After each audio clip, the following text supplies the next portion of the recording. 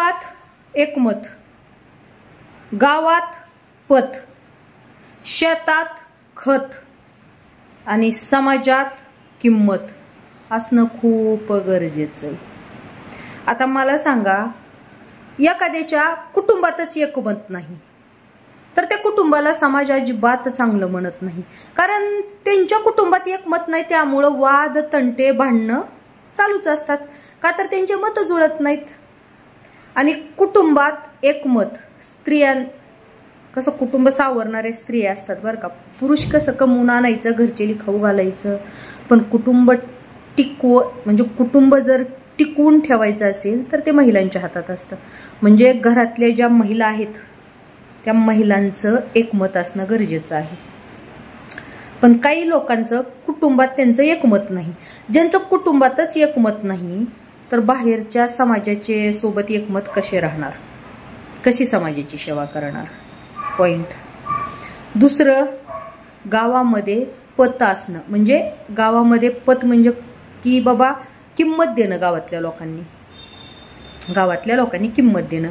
मग कसं असतं, आता पुरुषाला सासरच्या लोकांकडून किंमत मिळू किंवा नाही मिळू, त्या पुरुषाला त्याच्या राहत्या गावामध्ये किंमत मिळणं खूप गरजेचं आहे, राहत्या गावातल्या लोकांनी कौतुक करणं खूप गरजेचं आहे। आणि स्त्रियांचं माहेरी किंमत नसेल तरी चालेल, माहेरच्या गावातल्या लोकांनी किंमत नाही दिली तरी चालेल, पण कोणत्याही स्त्रीला सासरच्या कुटुंबात किंवा सासरच्या गावात म्हणजे सासरी, स्त्रियेच्या सासरच्या लोकांनी कौतुक करणं गरजेचं असतं। स्त्रियेच्या सासरच्या लोकांनी म्हणजे लोकांनीच नाही तर ठीक आहे, एखाद्या स्त्रियेच्या सासरी म्हणजे नवरा, सासू, सासरे सगळे वाईट आहेत, त्या स्त्रीला ती लोक त्रास करत असतील, पण जे गावकरी लोक आहेत ती तर उघड्या डोळ्यानं बघतात।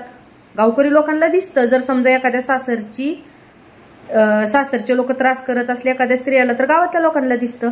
मग ती गावातले लोक कौतुक कुणाचं करणार, की बाबा सासरी हिला एवढं नवऱ्याचा, सासूचा, सासऱ्याचा त्रास आहे तरी बाई नांदती बर का, ही गावकरी मंडळी म्हणत असतात, तरी बाई नांदती बर का।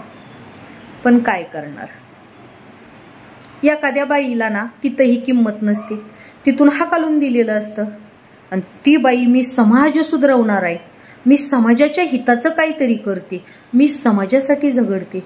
अगं बाई, ना तुला स्वतःच्या कुटुंबात एकमत ठेवता आलं नाही ना, तुझ्या सासरी होती तिथले लोक तुझं कौतुक कोण करणारे, म्हणजे कारण त्यांना दिसूनच येतं की बाबा आगाव कोण आहे, सासरचे लोक का ती बाई।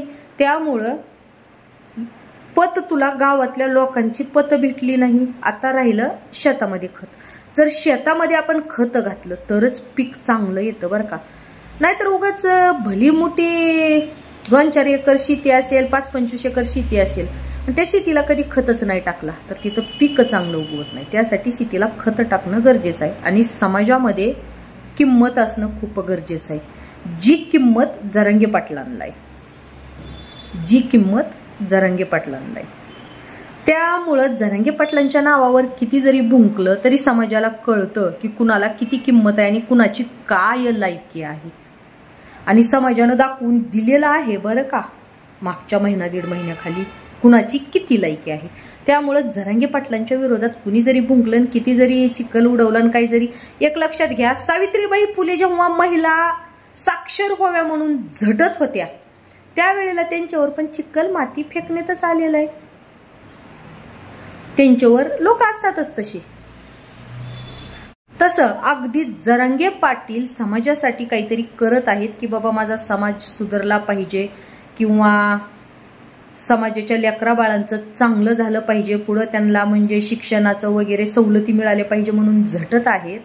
तर जसं की सावित्रीबाई फुलेच्या अंगावर चिखल उडवला जात होता तसंच आहेत काही भुंकणारे लोक जरांगे पाटलांच्या अंगावर चिखल उडवत आहेत।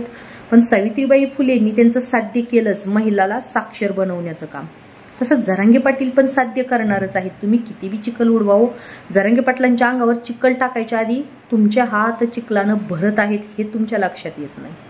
त्यामुळं तुम्ही किती जरी भुंकलं तरी समाजाला माहिती आहे, कारण जरांगे पाटील ही त्यांचं कुटुंबाला सोबत घेऊन कुटुंब असताना समाजकार्य करतात ना। तुम्ही कुटुंबाचे झाले नाहीत ना, तुम्ही सासरचे झाले नाहीत ना, तुम्ही कुणाचेच झाले नाही, ती तुम्ही समाजाचे काय होणार आहे। तुम्ही फक्त स्वार्थी, जरांगे पाटलांच्या नावावर भुंकायचे पैसे घेऊन भुंकताय, फक्त स्वतःला गाडी फिडी घेण्यासाठी तुम्ही ते सिद्ध करून दाखवलं. त्यामुळं तुम्ही किती जरी भुंकलं तरी समाजाला माहिती आहे. कारण जरांगे पाटील ही त्यांचं कुटुंबाला सोबत घेऊन कुटुंब असताना समाजकार्य करतात. ना तुम्ही कुटुंबाचे झाले नाहीत, ना तुम्ही सासरचे झाले नाहीत, ना तुम्ही म्हणजे तुम्ही कुणाचेच झाले नाही, ती तुम्ही समाजाचे काय होणार आहेत. तुम्ही फक्त स्वार्थी जरांगे पाटलांच्या नावावर भुंकायचे पैसे घेऊन भुंकताय. फक्त स्वतःला गाडी फिडी घेण्यासाठी तुम्ही ते सिद्ध करून दाखवलं.